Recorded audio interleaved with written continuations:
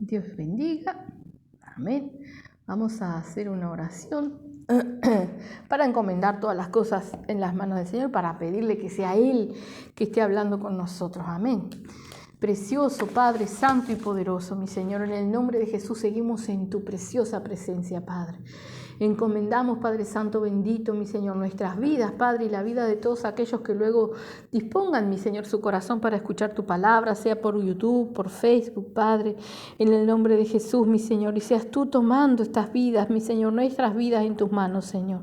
Libera, Padre Santo bendito, de toda interferencia del diablo, destapa nuestros oídos espirituales, abre nuestro entendimiento, Señor, en el nombre de Jesús, para que realmente, Padre Santo precioso, estemos recibiendo toda y cada una de tu palabra, Señor.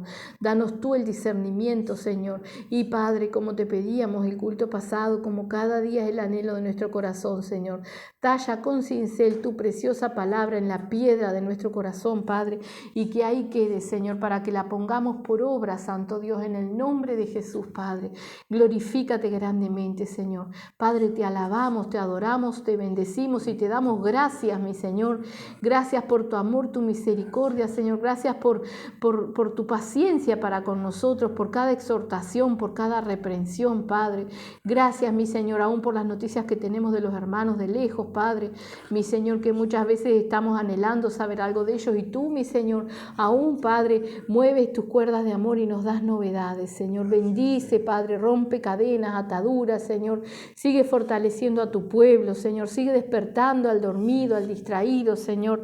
Exhortando a aquel que se ha apartado, Padre, en el nombre de Jesús, mi Señor. Y ayuda a todos los tuyos, mi Señor, a mantenerse firme, Padre, sabiendo, mi Señor, que todas las cosas están cumplidas, Señor, que falta tu preciosa venida, Padre Santo, en el nombre de Jesús, mi Señor, que realmente tu pueblo pueda estar velando en todo tiempo, Señor. Haznos avisados, Padre, haznos, mi Señor, y ayúdanos a estar alerta y velando en todo tiempo, Señor.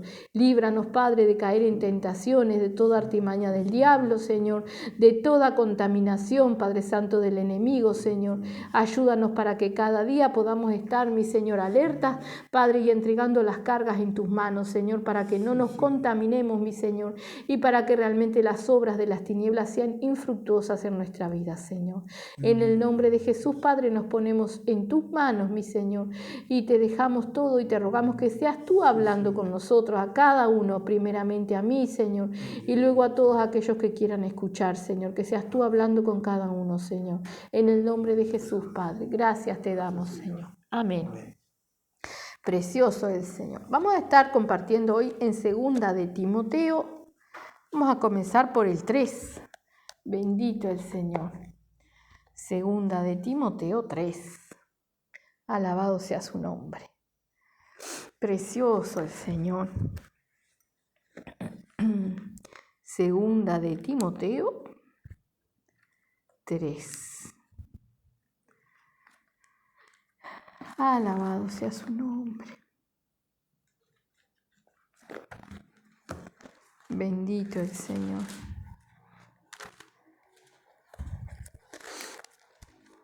Santo y poderoso. 2 de Timoteo 3. Amén.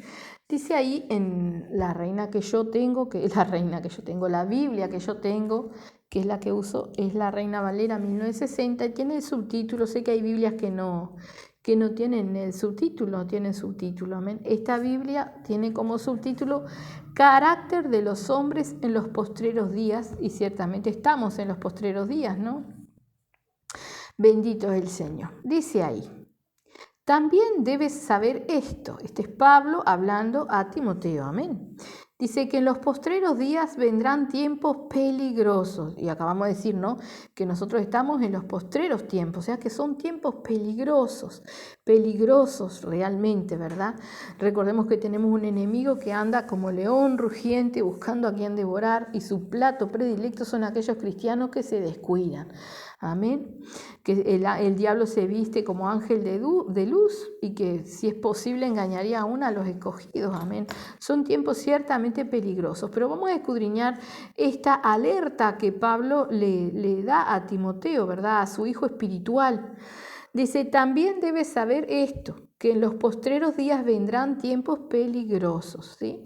Y también vamos a ver, continuando con la lectura, que todo lo que nos alerta Pablo a través de esta palabra, en aquellos tiempos también estaba sucediendo. ¿Amén? Dice, porque habrá hombres amadores de sí mismos, avaros, vanagloriosos, soberbios, blasfemos, desobedientes a los padres, ingratos, impíos, sin afecto natural, implacables, calumniadores, intemperantes, crueles, aborrecedores de lo bueno, traidores, impetuosos, infatuados, amadores de los deleites más que de Dios, que tendrán apariencia de piedad, pero negarán la eficacia de ella. A estos evita. Vamos a volver a repasar, ¿verdad? Da una lista de cualidades o de, como dice, el carácter, ¿no? De los hombres en los postreros tiempos. El carácter es todo aquello que nos caracteriza, la característica de alguien, ¿no? Nosotros en el mundo teníamos un carácter fuerte, un carácter autoritario, un carácter así. Son características que vamos a decir que describen a una persona, ¿no? Entonces nos dice, porque habrá hombres amadores de sí mismos, avaros, vanagloriosos, soberbios, ¿sí? ¿Y a qué se refiere? Porque en realidad nosotros tenemos que amarnos a nosotros, pero ¿cómo es el amor que nosotros tenemos que tener hacia nosotros? Anhelar la salvación, amar nuestra alma, ¿verdad? Pero en el mundo nos enseñan a amarnos a nosotros mismos, o sea que primero yo y después los demás, ¿verdad? Dice, amadores de sí mismos, avaros, vanagloriosos, o sea, avaros, codiciosos, vanagloriosos, o sea, queriendo adjudicarse las cosas, ¿no? Como vemos, por ejemplo, profesionales que se jactan de lo que hacen, ¿no? Por ejemplo, yo en un tiempo cuando tenía una anemia muy grande por otra enfermedad, y tuve mucho tiempo con inyectables, con remedios, con cosas, ¿no? Y la doctora que me trataba, hija de un cristiano, pero ella no era muy cristiana, decía, te salvé, te saqué. No, era ella, la gloria era de ella, ¿verdad? Y así vemos, vanagloriosos, o sea, adjudicándose la gloria de cosas que realmente todo pertenece a Dios, amén. Dice, soberbios, y soberbia no la vamos a tocar porque la venimos tocando en todos los cultos, es una palabra que determina muchas cosas dentro y fuera del pueblo de Dios, ¿verdad? La soberbia, y como hablábamos aún en el culto pasado, lo que es soberbio, dije que no lo vamos a tocar, pero lo estamos repitiendo y por algo será, tenemos que escudriñarla mucho nosotros, ¿no? Porque es algo que nos lleva a una desobediencia, y soberbia cuando nosotros estamos en el camino, o sea, a medida que vamos avanzando, más nos tenemos que escudriñar. Y, por ejemplo, tomar una decisión nosotros sin consultar al Señor ya es una soberbia, una rebelión, nos lleva a una rebelión, a una desobediencia, ¿verdad? Eso era más o menos lo que hablábamos el culto pasado sobre la soberbia. Dice, blasfemos, desobedientes a los padres, ingratos, impíos, sin afecto natural, ¿verdad? Vemos, por ejemplo, hoy madres que abandonan a sus hijos, padres que, o sea, son padres porque lo procrearon, pero se van, los dejan, los abandonan, o padres que están ahí pero que prefieren darles el celular antes que educarlos, mantenerlos entretenidos, y así el niño se va criando en eso, pero no tiene el amor, la contención, el acompañamiento de un padre, de una madre. Esos son los afectos naturales, ¿no? O sea, un padre, una madre, una familia, un hijo. Ese hijo se cría sin amor, tampoco lo da, ¿no? Son sin afecto natural. Implacables, calumniadores, intemperantes, crueles, aborrecedores de lo malo. ¿No vemos este carácter en todas las personas? Vemos en las personas que nos rodean la maldad, ¿sí? Y bueno, pero ahora en el versículo 4, Pablo ya se está refiriendo también a los que están dentro de la iglesia, ¿verdad? Porque nos dice así, traidores, impetuosos, infatuados, amadores de los deleites más que de Dios, ¿verdad? Son personas que están dentro de la iglesia, que se están congregando, pero su corazón está amando, dice, los deleites más que a Dios, ¿verdad? Y esto, bueno, el Señor lo viene hablando y lo habla a través de la palabra en muchas ocasiones, pero ¿Dónde está nuestro corazón, no? Dice, amadores de los deleites más que de Dios. Dice que tendrán apariencia de piedad, pero negarán la eficacia de ella, ¿no? Esto es lo que tenemos que entender. Tendrán apariencia de piedad, pero negarán la eficacia de ella. Son unos hermanitos preciosos dentro de la iglesia. ¿Dónde está su corazón? ¿No? Divagando, queriendo esto, queriendo aquello, ¿no? Y niegan la eficacia, ¿sí? ¿De qué? De la palabra de Dios, ¿verdad? Dice, tienen apariencia de piedad, pero negarán la eficacia de ella, la eficacia de la piedad, del amor, de la misericordia que Cristo tiene por nosotros. ¿Por qué? Porque no les interesa cambiar. Niegan la eficacia, porque con sus frutos, no los que muestran quizás delante de nosotros, pero más afuera, cruzando la calle, los vemos, ¿verdad? Que están negando la eficacia de Cristo, ¿sí? Están, en vez de juntando, desparramando, ¿no? Dice ahí, negarán la eficacia de ello. A estos evita, ¿sí? Entonces, es un llamado de atención, ¿sí?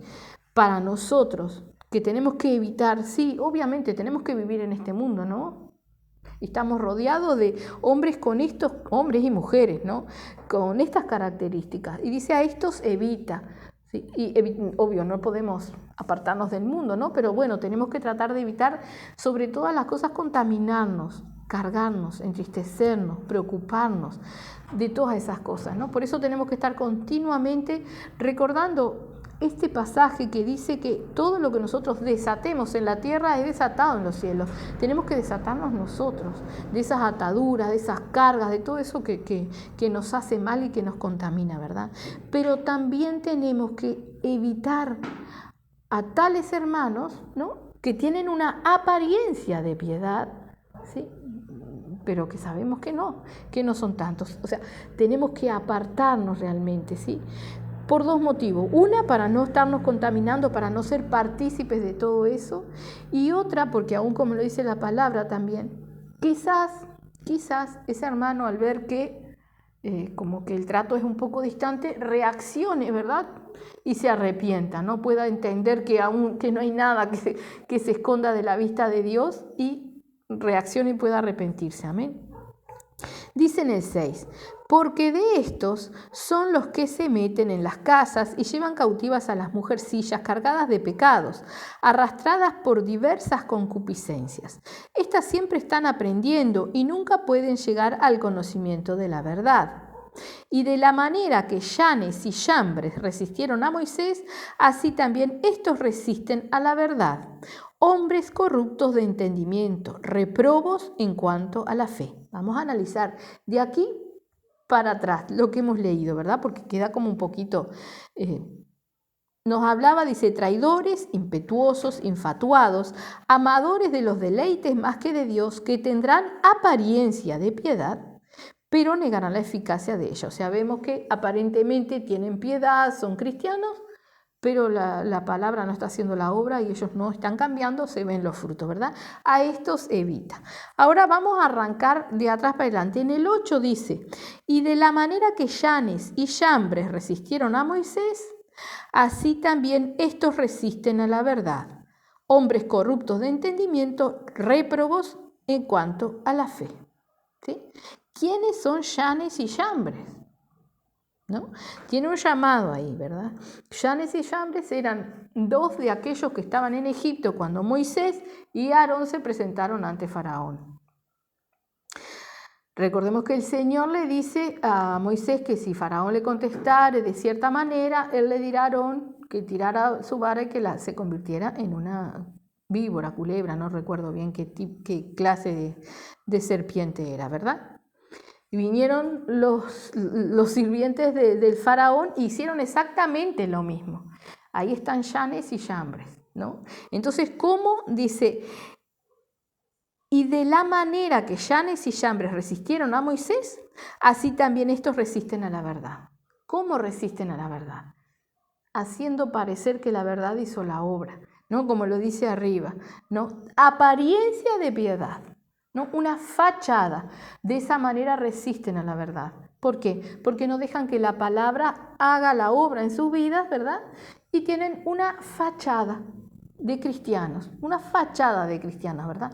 Y estos son los que se siguen en esa, y el diablo los sigue engañando, ¿verdad? Y terminan, como dice ahí, son los que se meten en la casa, dice mujercilla. ¿Por qué? Porque las mujeres, mujercilla, una mujer débil, que va para cualquier lado, ¿verdad? Pero puede ser hombre o mujer, que engañan, ¿sí? Dice, porque estos son los que se meten en las casas y llevan cautivas a las mujercillas cargadas de pecado, ¿no? Llevan a aquellos que andan para aquí, para allá, ¿no? Los cautivan en la palabra, en esto, en aquello, hacen divisiones quizás en algún ministerio y empiezan a enseñar ellos, sin que Dios los haya levantado, ¿no? Dice, y llevan cautivas a las mujercillas cargadas de pecado, las cautivan con lo que ellos hablan, arrastradas por diversas concupiscencias, ¿sí? Porque estas personas, estas mujercillas, ¿sí? O digamos personas que no están firmes, buscan que alguien les hable de acuerdo a sus concupiscencias para no tener que dejar las cosas, amén. Y ahí están estos impetuosos, infatuados y amadores de los deleites, ¿sí? Dice, estas, las mujercillas esas, las personas que no están firmes, los débiles en la fe, estas siempre están aprendiendo y nunca pueden llegar al conocimiento de la verdad. ¿Amén? O sea, vemos personas que están dentro de la iglesia, que se congregan, pero que tanto les da una cosa como la otra, que se congregan como una rutina, quizás salen de la iglesia, no se acuerdan lo que se habló, no entendieron nada, se sienten bien porque van a la iglesia, o sea, son como unas maripositas que van, que vienen, no tienen entendimiento, siguen con sus pecados, siguen con sus cosas, no logran entender en lo más profundo de su ser cuál es la paga del pecado, no logran entender, o sea, como que no entienden, son sordos prácticamente. La palabra rebota porque no quieren cambiar, porque no han conocido realmente a Dios, amén. Eso le llama mujercillas, cargadas de pecado, o sea, débiles, se van para cualquier lado, amén. Dice, estas siempre están aprendiendo y nunca pueden llegar al conocimiento de la verdad. Y de la manera que Yanes y Yambres resistieron a Moisés, así también estos, quienes las mujercillas no, los que engañan a los débiles, ¿verdad? Así también estos resisten a la verdad con una apariencia. Hombres corruptos de entendimiento, o sea, tuercen la palabra para su beneficio, ¿verdad? Corruptos de entendimiento, réprobos en cuanto a la fe. ¿Por qué? Porque no creen que realmente Dios nos pueda cambiar, ¿sí? Ni quieren tampoco que Dios los cambie. Son réprobos en cuanto a la fe, amén. Y recordemos el llamado de atención de Timoteo, a estos evita, ¿sí? O sea, que hay que estar velando para que nadie nos envuelva, ¿sí? Porque en una de esas nosotros seguimos congregando en el mismo lugar, pero empezamos a prestar atención a alguien que nos habla muy lindo de la palabra, que nos parece que tiene, ¿verdad?, entendimiento, conocimiento, pero tenemos que mirar muy bien los frutos, la persona que realmente nos está hablando, qué nos está diciendo, ¿verdad? Tenemos que estar con los ojos bien abiertos, como nos exhortan en muchísimos lugares el Señor a estar velando y pidiéndole al Señor y a través del Espíritu Santo que nos enseñe a discernir, ¿no? Que nos dé el entendimiento, ¿verdad? Dice ahí en el 9, mas no irán más adelante, porque su insensatez será manifiesta a todos, como también lo fue la de aquellos. Pero tú, Timoteo, has seguido mi doctrina, conducta, propósito, fe, longanimidad, amor, paciencia, persecuciones, padecimientos, como los que me sobrevinieron en Antioquía, en Iconio, en Listra, persecuciones que he sufrido y de todas me ha librado el Señor. Amén.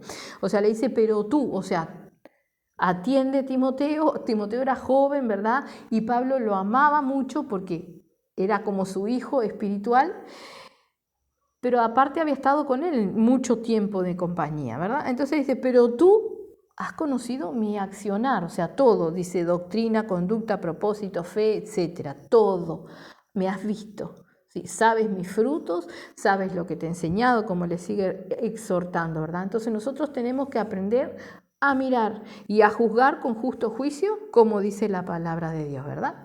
Dice, persecuciones, padecimientos, en el 11, como los que me sobrevinieron en Antioquía, en Iconio, en Listra, persecuciones que he sufrido y de todas me ha librado el Señor. Y también todos los que quieren vivir piadosamente en Cristo Jesús padecerán persecuciones. Tenemos que acordarnos de eso, vamos a padecer persecuciones.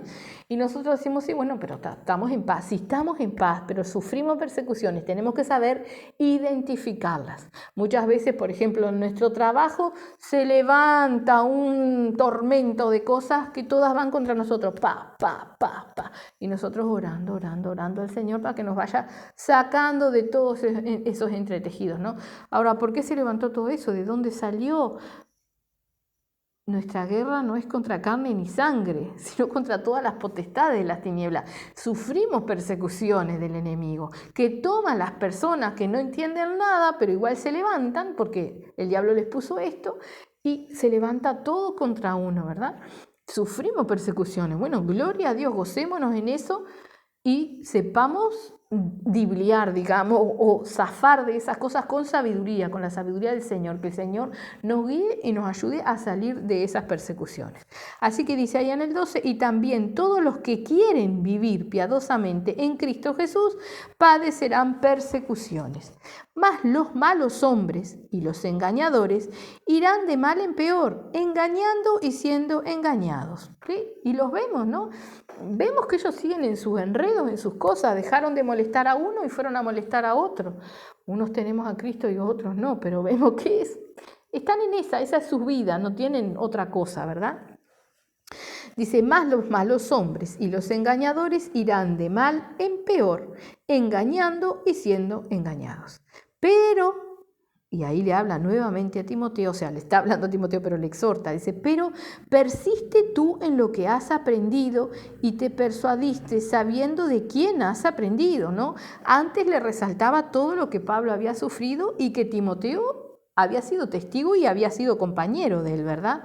Ahora le dice que persista en lo que ha aprendido y en lo que se ha persuadido, en lo que te persuadiste, o sea, has comprobado que realmente es así, ¿sí?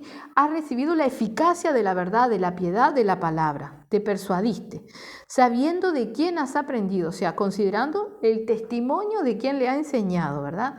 Y dice, y que desde la niñez has sabido las sagradas escrituras, las cuales te pueden hacer sabio para la salvación por la fe que es en Cristo Jesús. Amén. Dice, las cuales te pueden hacer sabio para la salvación por la fe que es en Cristo Jesús. Te pueden hacer, ¿no? Puede ser que no. ¿Por qué? Si no las tomamos, si no las usamos, no ponemos por obra, no agarramos la espada, ¿no?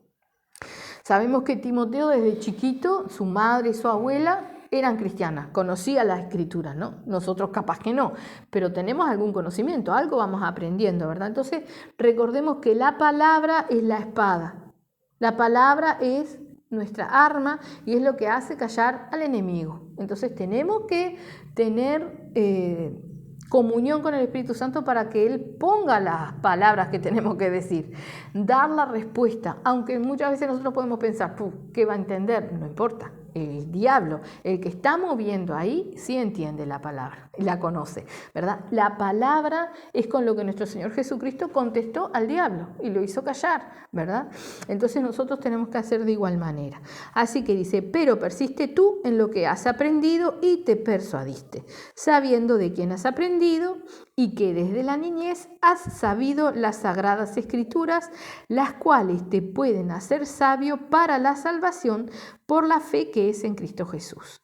Dice, toda la escritura es inspirada por Dios y útil para enseñar, para redarguir, para corregir, para instruir en justicia, a fin de que el hombre de Dios sea perfecto, enteramente preparado para toda buena obra, ¿sí?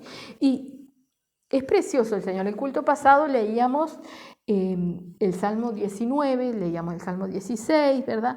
Pero sobre todas las cosas en el Salmo 19, creo que a partir del versículo 7, el rey David enumera, ¿no?, la ley del Señor, que es sabia Vamos a leerlo porque es un momentito. Vamos al Salmo 19.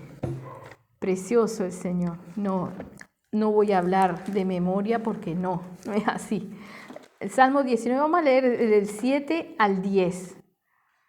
Que era lo que mirábamos, ¿no? La voluntad del Señor era lo que hablábamos el culto pasado, ¿verdad? El hacer, el amar la voluntad del Señor.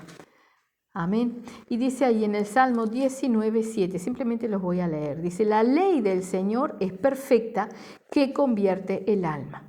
El testimonio del Señor es fiel, que hace sabio al sencillo. Los mandamientos del Señor son rectos, que alegran el corazón. El precepto, que también es un mandamiento del Señor, es puro, que alumbra los ojos, o sea, da entendimiento. El temor del Señor es limpio, que permanece para siempre. Los juicios del Señor son verdad, todos justos. Deseables son más que el oro y más que mucho oro afinado, y dulces más que miel y que la que destila del panal. Esto es para David y para todo aquel que realmente quiera la voluntad del Señor y quiera la palabra del Señor, ¿no? Deseable, más que un oro reafinado y que mucho oro, dice, ¿verdad? Pero ahí en el 11 dice, tu siervo es además amonestado con ellos. En guardarlos hay grande galardón, ¿verdad? O sea, la palabra de Dios sirve para amonestarnos a nosotros, para alertarnos de cómo estamos, ¿verdad? De lo que viene, de todas las cosas, ¿verdad? Y toda la Escritura es inspirada por Dios, ¿verdad? Así que dice, toda la Escritura, dice en el 16, es inspirada por Dios y útil para enseñar, para redarguir, para corregir, para instruir en justicia, ¿sí? O sea que nosotros necesitamos la palabra, no solamente para defendernos, sino para salvarnos. La palabra es, recordemos, ¿no?, que dice, más afilada que toda espada de doble filo, ¿no?, que penetra, que parte el alma, el espíritu, ¿no?, que penetra y parte las coyunturas, los tuétanos, y eficaz, ¿no? Entonces la palabra tiene que hacer la obra. Nosotros debemos obediencia al Señor, ¿en base a qué? A la palabra y obviamente a lo que el Señor nos da entendimiento a través de la oración. Amén. Así que dice, toda la Escritura es inspirada por Dios y útil para enseñar, para redarguir, para corregir, para instruir en justicia. Necesitamos eso, ¿para qué? Dice, a fin de que el hombre de Dios sea perfecto, enteramente preparado para toda buena obra. Amén. Necesitamos ser reprendidos, exhortados, redarguidos, ¿sí?, y corregidos por la palabra de Dios para estar preparados. Pero dice, enteramente preparados para toda buena obra. ¿Será que yo puedo hacer alguna obra buena si no puedo reprender o no sé cómo manejarme en las persecuciones? No, tengo que saber manejar esa espada que viene contra mí para salvación, pero a la vez es mi arma de defensa contra el enemigo. Amén. Tenemos que recibir y aprender a conocer la espada. Recordemos en el tiempo de antes, lo hemos visto yo en películas, ¿no? De otra manera no, pero que desde jóvenes les enseñaban a luchar, quizás con una espada de madera primero, no sé, algo sin filo, les enseñaban a luchar, a manejar la espada para defenderse, ¿verdad? Bueno, nosotros ya no somos niños en el camino y tenemos que aprender a tener la palabra para defendernos, ¿sí? Darle lugar al Espíritu Santo para que nos guíe. Si no es sencillo, ¿sí?, pero a la vez difícil, porque si nosotros no hemos menguado a nuestras voluntades, a nuestra carne, no le podemos decir al Espíritu Santo, habla por mí, porque en el momento ese me va a traicionar el miedo, los nervios, la preocupación, muchas cosas, y no le voy a escuchar al Espíritu Santo.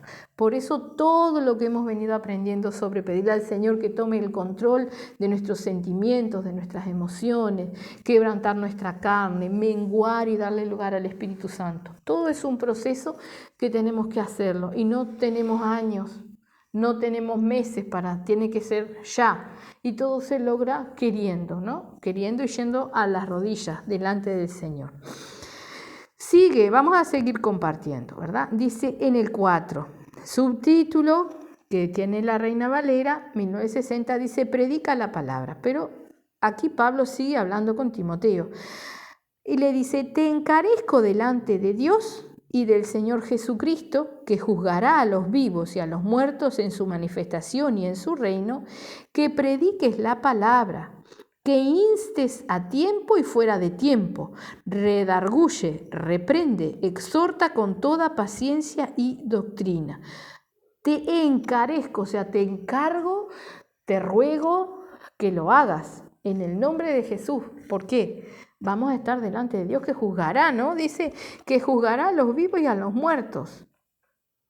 O sea que si yo no predico la palabra, y recordemos, predicar la palabra es quizás sí predicarla para un grupo, para una congregación, para compartirla, para enseñarla, pero para vivirla, ¿no? Porque si yo la predico y no la vivo, estamos como los hombres que leíamos al principio, ¿no? Que engañan, que tienen una apariencia de piedad. Por eso uno tiene que escudriñar los frutos.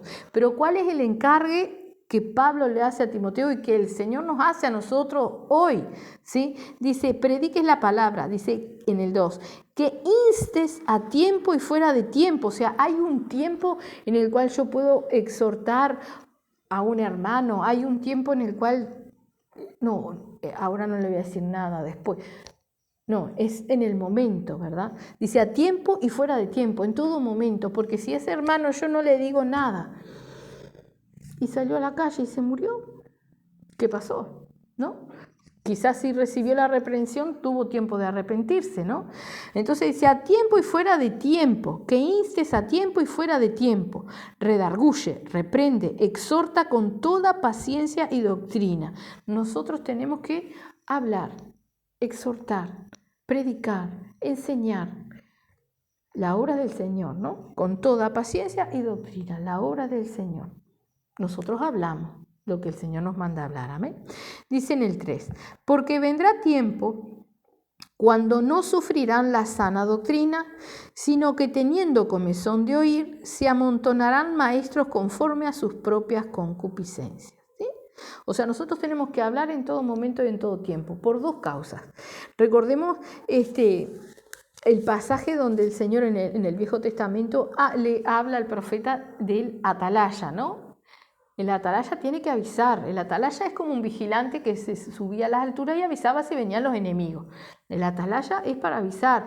Aquel que predica la palabra o aquel que dirige, tiene que exhortar y que avisar. Mira, esto, mira tal cosa, me parece hermano o hermana que vas aquí o que te torciste allá o que te falta esto, ¿no? A tiempo y fuera de tiempo, lo dice la palabra de Dios. Por dos causas, el hermano puede tomarlo o no tomarlo, ¿no? Si lo toma y se arrepiente, gloria a Dios, y si no, bueno, pero a nosotros el Señor nos va a demandar si no hablamos lo que tenemos que hablar, ¿verdad? Entonces, por dos causas, por la salvación del hermano y la nuestra propia, porque como Pablo mismo le recalca a Timoteo aquí y dice, ¿no? Que juzgará a los vivos y a los muertos. O sea, tú predica, porque vas a estar delante de Dios. Tienes que predicar, es una obligación. Ay de mí, dice Pablo, si no hablar lo que tengo que hablar, ¿verdad? O sea que eso es lo que nos encarga el Señor. Dice, porque vendrá tiempo cuando no sufrirán la sana doctrina. O sea que la sana doctrina se sufre. Claro que se sufre. Si la palabra tiene que pincharnos, que apuntalarnos, que incomodarnos, y si nos incomoda, gloria a Dios. Aquel que ama al Señor va a la rodillita y dice, estoy furiosa. Me molestó terriblemente esto, Señor. Ahora muéstrame qué hay, no por qué me molestó. El Señor nos ve y nos conoce, ¿no? Y el que nos puede dar el entendimiento es solamente el Señor. Dice, porque vendrá tiempo cuando no sufrirán la sana doctrina, sino que teniendo comezón de oír, o sea, cuando alguien tiene comezón, que no se puede quedar quieto en la silla, que no puede, se va, tienen comezón de oír, no le gusta, quieren escuchar otra cosa, ¿no? Dice, se amontonarán maestros conforme a sus propias concupiscencias, ¿sí? ¿Qué hacen estas personas que tienen comezón de oír, que tienen apariencia de piedad? Terminan yéndose, son esas mujercillas que nos hablaba, ¿verdad? Yéndose a donde le prediquen más lindo, lo que ellos necesitan escuchar. Porque en una de esas están bajoneados ¿no? Y vienen a la iglesia y se les predica una palabra de exhortación. Y ellos no necesitan eso, necesitan una palabra de aliento. Así que se van para la otra iglesia donde son todos unos campeones, unos ganadores y tienen la noche de no sé qué para prosperidad y no sé cuántas cosas, ¿no? Porque eso es lo que necesitan. A vista de ellos, ¿no? Pero quizás la depresión o lo que tienen es por el pecado que está en sus vidas, ¿no? Por algo la palabra exhorta. Pero irán en pos de lo que ellos quieren, ¿verdad? Dice, se amontonarán maestros conforme a sus propias concupiscencias, buscarán algo que les complazca. Dice, y apartarán de la verdad el oído y se volverán a las fábulas. No quiero escuchar esto, no es lo que yo necesito otra cosa, me voy para aquel lado, ¿verdad? Había una hermana que le costaba muchísimo, hermana y entre comillas, ¿no? Le costaba muchísimo ayunar, muchísimo, porque ella le gustaba dormir hasta tarde, porque se sentía mal si no comía, entonces ella no ayunaba. Obviamente se predica del ayuno, la oración no es una obligación, pero o sea, el Señor lo pide, ¿no? Es una manera de avanzar. Así que encontró una iglesia donde no ayunaban y allí se fue. Y ese es el ejemplo de lo que nos está hablando Pablo, ¿verdad? Acomodan su vida a lo que ellos quieren y no a lo que realmente es o dice la palabra, ¿verdad? Y apartarán la verdad del oído y se volverán a las fábulas. Dice, pero tú, y ahí le vuelve a decir, tú, Timoteo, sé sobrio en todo, ¿sí? Sobrio, no embriagado, o sea, no distraído, sino atento, velando, sé sobrio en todo. Soporta las aflicciones. Haz obra de evangelista, cumple tu ministerio. O sea, el ministerio de Timoteo era evangelista, pero era un pastor, ¿no? Un pastor joven, evangelista. O sea, habla, exhorta, háblale a las almas, a los que puedas ganar para Cristo, a los que están dentro de la congregación. No te calles, ¿sí? Así que dice, pero tú sé sobrio en todo, soporta las aflicciones, haz obra de evangelista, cumple tu ministerio, ¿sí? Ahora Pablo, vamos a empezar a ver ahora cómo también en aquellos tiempos ya estaban muchas de estas cosas sucediendo, ¿verdad? Acá está Pablo, que le dice, porque yo ya estoy para ser sacrificado y el tiempo de mi partida está cercano. O sea, Pablo sabía, por el testimonio del Espíritu Santo, que le quedaba poco. Ya la obra estaba prácticamente culminada y lo iban a sacrificar. Además, aparentemente sabían qué manera, ¿no? Dice, porque yo ya estoy para ser sacrificado y el tiempo de mi partida está cercano. No es que fuera a morir de un infarto o que fuera a tener una enfermedad, iba a ser sacrificado. He peleado la buena batalla, he acabado la carrera, he guardado la fe. Y gloria a Dios que nosotros pudiéramos llegar a un punto de nuestra vida en el cual pudiéramos estar certeros, ¿no? De que nos queda poco, pero que realmente hemos sido fieles al Señor. Lo dice Pablo ahí, ¿no? He peleado la buena batalla, he acabado la carrera, he guardado la fe. Por lo demás me está guardada la corona de justicia, la cual me dará el Señor juez justo en aquel día. Y no solo a mí, sino también a todos los que aman su venida. Amén. Tenemos un ejemplo en Pablo y lo hemos recalcado cuando hablamos de hacer la voluntad del Señor, que él aún cuando iba a ir a predicar a algún lugar, ir a predicar, está en la palabra de Dios, es la voluntad de Dios. Él lo ponía en las manos del Señor y hasta que no fuera el tiempo y la voluntad del Señor, él no iba.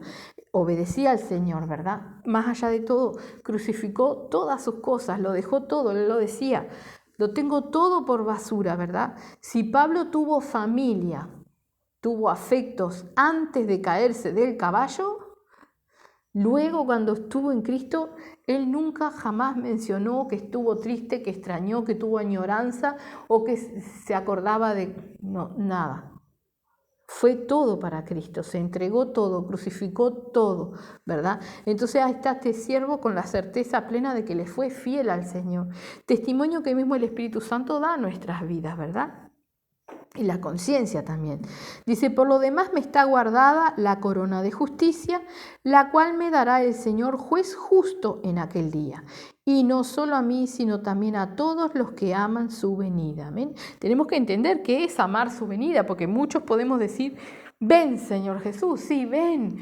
el Cristo viene, ¿no? Pero tenemos que amar su venida, o sea, tenemos que anhelar, y es imposible anhelar la venida de nuestro Señor Jesucristo si no hemos crucificado todas nuestras pasiones, deseos, toda nuestra vida, ¿no?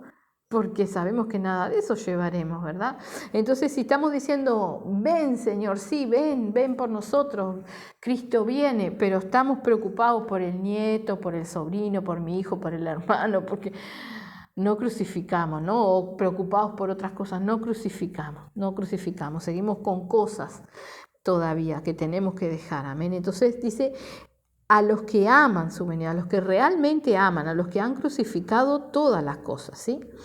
Dice, procura venir pronto a verme, porque Demas me ha desamparado, amando este mundo y se ha ido a Tesalónica.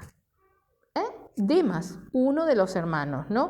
Que si vemos en los llamados ahí en Colosenses 4:14 y Filemón 24, nombra a Demas como que estaba con él. Era uno de los que lo acompañaban, era uno de sus servidores, ¿no?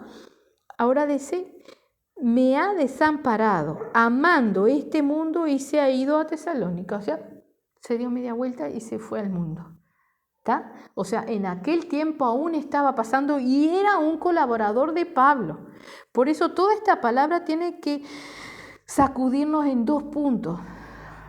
Escudriñar los frutos de los que tenemos enfrente, de los que nos rodean, de los que nos hablan, y dice a estos evita, pero escudriñarlos a nosotros, ¿sí? Para que nosotros no caigamos en semejantes ejemplos, no nos desviemos, ¿sí?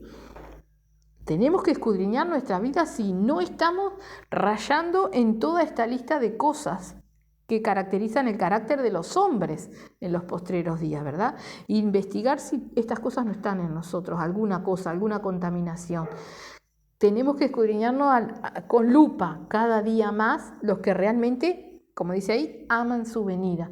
Escudriñarnos para ir despojándonos y seguir sacando todo lo que nos sirve, amén. Dice, así que procura venir pronto a verme, porque Demas me ha desamparado amando este mundo y se ha ido a Tesalónica. Crescente fue a Galicia y Tito a Dalmacia. Solo Lucas está conmigo. O sea, había quedado Pablo y Lucas. Los otros habían salido también a trabajar para el Señor en otros lugares, ¿no? Dice, toma a Marcos y tráele contigo porque me es útil para el ministerio. A Tíquico lo envía a Efeso. Trae cuando vengas, o sea, ahí primero le pasa el listado de los hermanos, ¿no? Dónde están, cómo los pasó está dando las novedades, ¿verdad? Lo envió a Tíquico, dice a Éfeso lo mandó. Dice, trae y le pide, cuando vengas el capote que dejé en Troas, en casa de Carpo y los libros, mayormente los pergaminos. Estaría pasando mal Pablo. Le pide un capote, una capa, un abrigo, ¿no? Y más adelante, que lo vamos a leer, se trata de venir antes del invierno, ¿no? O sea, soportando todas las cosas, pero con la certeza y el gozo de que le esperaba la corona de vida eterna porque él había peleado la batalla, ¿verdad? Trae cuando vengas el capote que dejé en Troas, en casa de Carpo, y los libros, mayormente los pergaminos. Dice, Alejandro el calderero me ha causado muchos males. El Señor le pague conforme a sus hechos. Guárdate tú también de él, pues en gran manera se ha opuesto a nuestras palabras. Recordemos que en Primera de Timoteo, vamos a mirarlo ahí en Primera de Timoteo 1:20, Pablo también le dice a Timoteo de Alejandro el calderero, para que veamos una cosa. Primera de Timoteo 1:20. Vamos a leer del 18. Bendito el Señor. Amén. Dice en el 18, le dice, este mandamiento, hijo Timoteo, te encargo, para que conforme a las profecías que se hicieron antes en cuanto a ti, milites por ellas la buena milicia, manteniendo la fe y buena conciencia, desechando la cual naufragaron en cuanto a la fe algunos, desechando la buena conciencia y la fe. Algunos, ¿quiénes? Dicen el 20, de los cuales son Himeneo y Alejandro, a quienes entregué a Satanás para que aprendan a no blasfemar. Entregué a Satanás. El mismo Pablo lo entregó a Satanás para que no aprendan a blasfemar, ¿verdad? Y en otra parte también, o sea, cuando entregan a Satanás para que el diablo quizás con todos los ataques y golpes y todo, puedan arrepentirse, puedan volverse al Señor, amén. Así que está Alejandro en el 14, dice, Alejandro el calderero me ha causado muchos males. El Señor le pague conforme a sus hechos. Guárdate tú también de él, pues en gran manera se ha opuesto a nuestras palabras. Y Alejandro, como dice allí, se apartó de la fe, o sea, estaba dentro. Se apartó de la fe y de la buena conciencia, ¿verdad? O sea, en aquel tiempo aún estaban sucediendo estas cosas. Dice en el 16, en mi primera defensa ninguno estuvo a mi lado, sino que todos me desampararon, no les he tomado en cuenta. Pero el Señor estuvo a mi lado y me dio fuerzas para que por mí fuese cumplida la predicación y que todos los gentiles oyesen. Así fui librado de la boca del león, y el Señor me librará de toda obra mala y me preservará para su reino celestial. A Él sea gloria por los siglos de los siglos. Amén. Amén. O sea que vemos que Pablo había sufrido y estaba sufriendo todas estas cosas, ¿no? Y el Señor lo estaba librando, y él que seguía haciendo, predicando la palabra, se estaba defendiendo, dice, ¿no? Dice, pero el Señor estuvo en el 16, en mi primera defensa, ninguno estuvo a mi lado, estaba defendiendo. ¿Cómo se estaba defendiendo?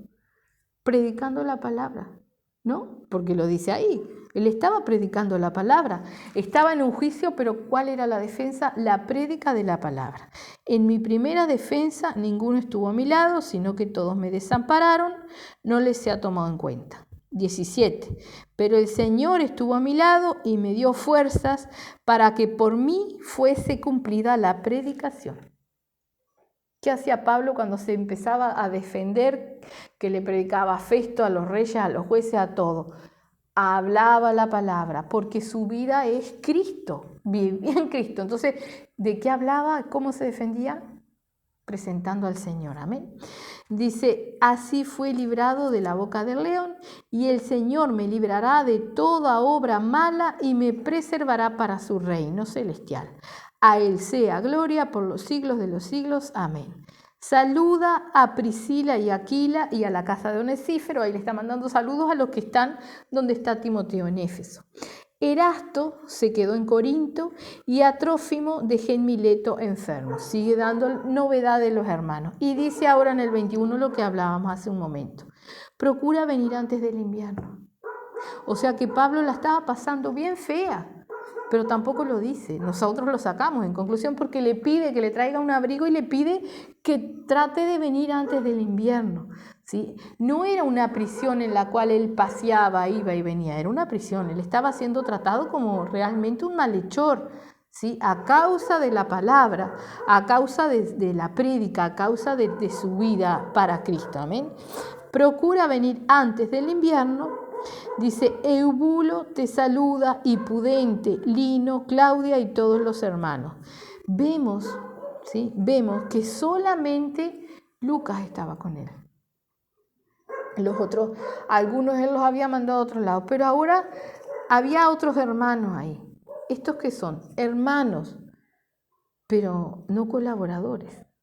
Son hermanos que capaz que recién arrancan, o hermanos que están, pero no aportan mucho. Solo Lucas está conmigo, dijo él, ¿verdad? O sea que el apoyo lo tenía solamente de Lucas. Dice, Eubulo te saluda, y Pudente, Lino, Claudia y todos los hermanos. Amén. Dice, el Señor Jesucristo esté con tu espíritu. La gracia sea con vosotros. Amén. Amén. Gloria a Dios. Entonces hemos visto a través de esta preciosa exhortación, llamado de alerta, ¿verdad?, de Pablo a Timoteo, muchas cosas que nosotros tenemos que tener en cuenta, mirar lo que vemos alrededor nuestro, afuera, adentro, dentro de la iglesia. Recordemos que la salvación es personal y que podemos tener unos hermanos preciosísimos, pero nosotros tenemos que crucificar nuestros deseos, pasiones, sentimientos y escudriñar todas las cosas, no sentirnos confiados, ¿no? Sino escudriñar, mirar, ver los frutos, ¿sí? Y también sufrir la doctrina, como decía ahí. Si yo escudriño que quien me está predicando y quien me está hablando la palabra tiene los frutos y camina de acuerdo a la palabra, entonces tengo que tomar la exhortación y ponerla por obra, porque es seguro para mí sufrir la doctrina, sufrir el pinchazo del Señor, porque es el Señor, ¿verdad?